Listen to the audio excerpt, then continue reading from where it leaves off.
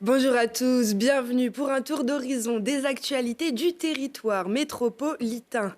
Vert, gris, marron, dans la métropole de Grenoble, les bacs des poubelles en voient presque de toutes les couleurs.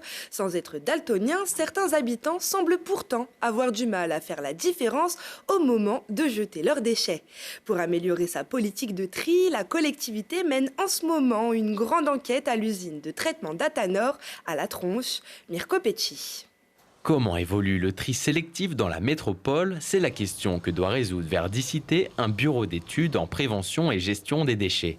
Pendant 6 semaines, 400 kilos de détritus sont caractérisés chaque jour dans la plateforme Atanor, le centre névralgique des déchets de la métropole. Guillaume, chargé de mission pour Verdicité, détermine la composition moyenne des poubelles collectées. Aujourd'hui, on est là pour trier les déchets de l'agglomération de Grenoble Métropole. On a installé 77 caisses qui correspondent à 77 catégories. On va retrouver des plastiques, les déchets alimentaires, le verre. Ce qu'on fait, c'est qu'on va peser pour chaque échantillon, ce qui va nous permettre d'avoir une représentation en pourcentage. Le but, c'est de voir si les actions qui ont été menées par Grenoble Métropole ont eu un impact. Dans l'ensemble, pour l'instant, c'est plutôt bien trié sur Grenoble. Il y a encore quand même un peu d'amélioration à faire sur certaines catégories de tri. Tous les gens n'ont pas forcément adopté encore les gestes. Les gestes sont simples, les emballages et papiers sont à jeter dans la poubelle verte sans sac, le verre est à jeter dans les colonnes à verre et pour les déchets alimentaires, direction le composteur ou la poubelle marron. Ce qu'on fait ce matin, c'est qu'on trie à la main la poubelle grise dans laquelle les habitants peuvent tout jeter. Ce qui va nous permettre de comparer avec 2016 et de savoir si les habitants de notre métropole trient mieux. Et en fonction de ça, on corrigera nos communications, on essaiera de comprendre ce qui se passe. C'est un outil de mesure qui nous permet de savoir si on avance ou si on recule ou si on stagne. Un habitant de la métropole produit en moyenne 491 kg de déchets par an, mais les objectifs sont clairs, d'ici 2030, il faut passer à 414 kg par habitant. Pour les atteindre, plusieurs dispositifs sont déployés, développer le broyage des déchets verts, promouvoir l'utilisation des couches lavables pour les enfants, ou encore étendre l'utilisation du compostage de proximité. Et l'arrivée d'un nouveau centre de tri en 2024 permettra de trier 40% de déchets en plus et même plus vite, jusqu'à 1000 objets à la seconde. Encore faudra-t-il qu'ils soient dans la bonne poubelle. Et mercredi 22 février, la finale des Nocturnes de Chartreuse avait lieu au Col de Porte. Cette année, la course de Saint-Hugues a été délocalisée faute d'enneigement. Et ce n'est pas que la performance qui était récompensée, aussi les déguisements des coureurs. Voici le reportage de Loulena Juillet. Ils attendent que la nuit tombe pour chausser leur ski de fond et s'élancer sur la neige.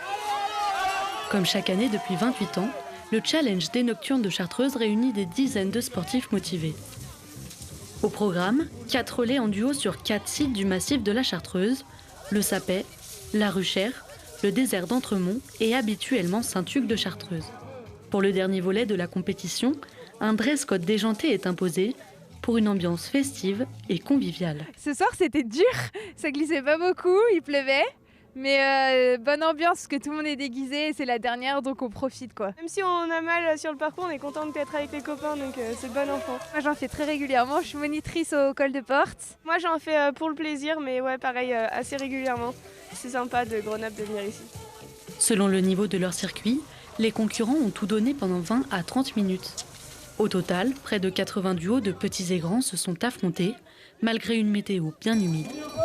Avec Marc, au début, on a fait cet événement pour que les gens connaissent tous les sites du massif de Chartreuse, les 4 sites nordiques, et aussi pour que le personnel travaille ensemble sur un événement. C'est-à-dire qu'on connaît les gens des autres sites, ce qui n'est pas toujours le cas dans les autres massifs. Co-créée par Jean-Pascal Iribarren il y a presque 30 ans, l'association a un objectif principal, perpétuer un événement fédérateur. On a été jusqu'à 115 équipes au Sapé, donc ça fait énormément de monde. C'est-à-dire qu'un soir de semaine, on arrive à attirer plus de 230 coureurs en Chartreuse. Cette année, par manque de neige sur le site de Saint-Hugues de Chartreuse, la dernière course s'est déroulée au Col de Porte. Et vu la météo et l'état du sol, c'était probablement la dernière activité ski de fond de la saison au Col de Porte. C'est la fin des actus Métropole Hebdo, c'est chaque samedi à 18h50. Excellente semaine à tous.